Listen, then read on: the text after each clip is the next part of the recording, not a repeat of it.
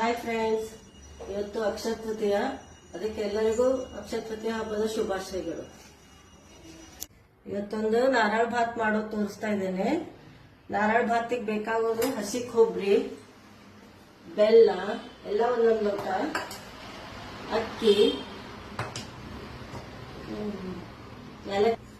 ದ್ರಾಕ್ಷಿ, ಗೋಡಂಬಿ, ಬಾದಾಮಿ, ತುಪ್ಪ. ಇಷ್ಟು ಐಟಮ್ಸ್ ಬೇಕು ಇದು ನಾರಳ ಭಾತ್ ಮಾಡಕ್ಕೆ. 2 ಸರಿ ತೊಳ್ಕೊಂಡೇನೆ. ಈಗ ಇದಕ್ಕೆ 3 ಲೋಟ ನೀರು ಹಾಕ್ತೀನಿ.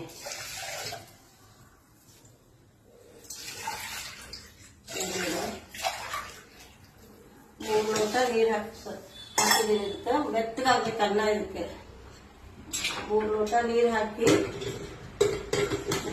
ಗ್ಯಾಸ್ ಮೇಲೆ ಇಟ್ಕೊಂಡು 3 ವಿಸಿಲ್ ಮಾಡಬೇಕು.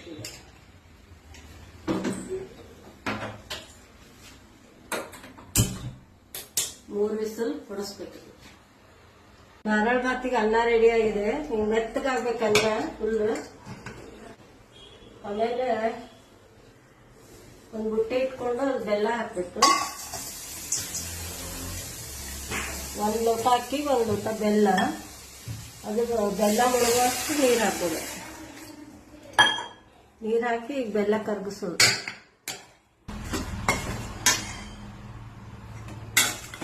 ಬೆಲ್ಲ ಕುದಿಬೇಕು, ಸ್ವಲ್ಪ ಕರಿಗಿ ಒಂದು ಕುದಿ ಬಂದ್ರೆ ಆಮೇಲೆ ಅನ್ನ ಹಾಕೋದು. ಎಲ್ಲ ಕರಿಗಿ ಕುದಿ ಬಂದಿದೆ. ಈಗ ಅನ್ನ ಹಾಕೋದು. ಇದಕ್ಕೆ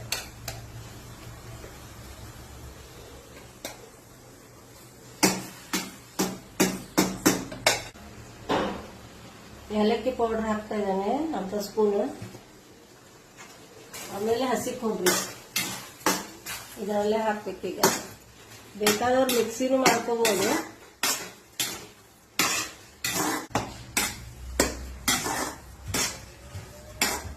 ಈಗ ತುಪ್ಪ ಮತ್ತು ಡ್ರೈ ಫ್ರೂಟ್ಸ್ ಹಾಕೋದು. ಈಗ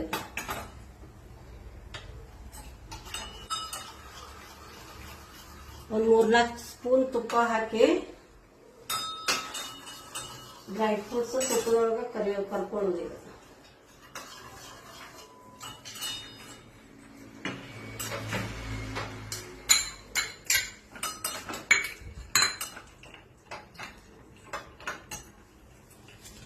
ಡ್ರೈ ಫ್ರೂಟ್ಸ್ ತುಪ್ಪದಾಗ ಹಾಕೊಂಡಿದ್ದೀನಿ.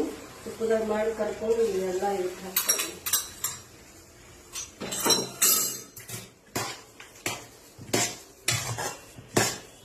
ನಾರಳ ಭಾತ್ ರೆಡಿ ಆಗಿದೆ.